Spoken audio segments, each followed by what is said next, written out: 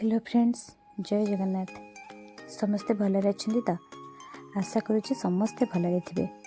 वर्तमान तो शीत दिन चली बाजार एवं सबुठ बेसी परिबा फुलकोबी ही चलुची। जुआड़े देखू फुलकोबी पूरा गता गता मार्केट रे बिक्री होची। तेणु फुलकोबी तो बहुत आइटम आपण मैंने बनई।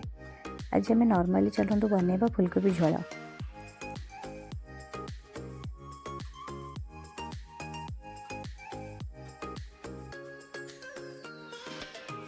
प्रथम आम कढ़ई को गरम करनवा। फुलकोबी गुड़िक जो काटिकी रखि आम भाजी नवा। जेहेतु मु आलू भी पकाउची, फुलकोबी को किसी समय भाजी सारा पर आलू भी भाजीदेवे। फुलकोबी टिके लाल हवा पर्यंत भाजबे। पूरा सिझेबा नहीं, भाजिला बेले पूरा सिझेबा नहीं, टिके लाल हवा पर्यंत भाजबे। तापर फुलकोबी की काढ़ी देकी आलू को भी भाजी नेबे।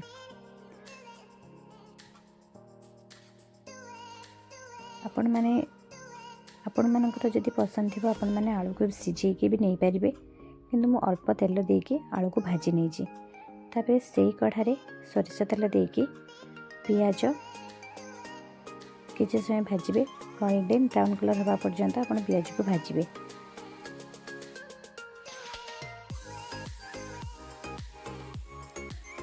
पियाज टिके भाजी हो जावा आम जो टमाटो को काटिकी रखिथिबा टमाटो को देदेवे। आपण मैंने चाहिए टमाटो को भी पेस्ट करके दे पारिबे, किंतु काटिकी देले कौन हम ना टेस्टा बहुत भल लगे। पियाज और टमाटो को भल भाव में भाजीदेवे। किसी समय टिके अधिका समय भाजबे, कहीं टमाटर रसटा जमी बाहरी जीव। तापर अदा रसुण को जो बाटिकी रखिथे ताकू भी देदेवे। पियाज टमाटो अदा रसुण बटाटा को टिके भलिके कषिबे। तेल छाड़ा पर्यंत कषिबे। देखो मो मसलार पूरा तेल छाड़ी जाइए, पानी भी मरी जाइए। से हलदी गुंड, काश्मीर लंका गुंड, आउ टिके धनिया गुंड और जीरा गुंड, बस एति मसला देवे। देखिए भल भाव में कषिदेवे। गैस फ्लेम टा को लो रखिथे, हाई रे रखिबेनी, कहीं जेहेतु मु कम तेल देइची तो मसला पोड़ी जीवार भी संभावना थाए ना। तो आप स्लो रे रखिकी मसलाटा को कषिबे। मसला कषि जावा परे जो आलू आउ फुलकोबी की भाजिकी रखिथे ताकू देके किछि समय कषिबे। टिके अधिका समय कषिबे कहीं फुलकोबी आलू भितर जमी मसलाटा लगी जीवो। तापर स्वाद अनुसार आपन जेतिकी माने कम बेसी करी लुण आपन पसंद रे आपन लुण देबे।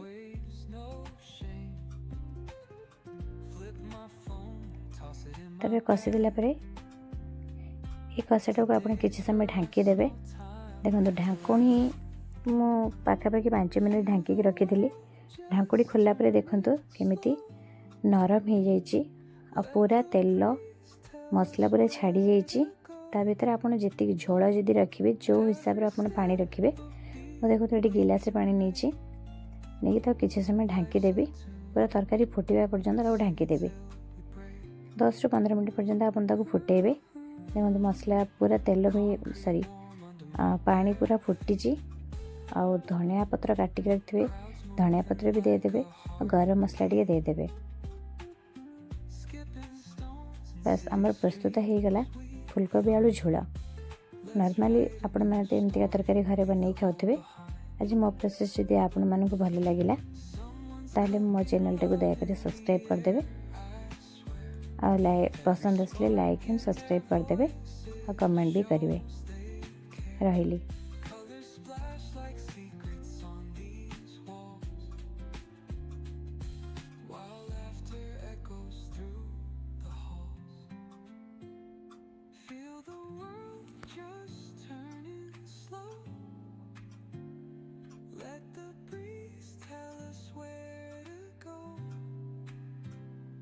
Every step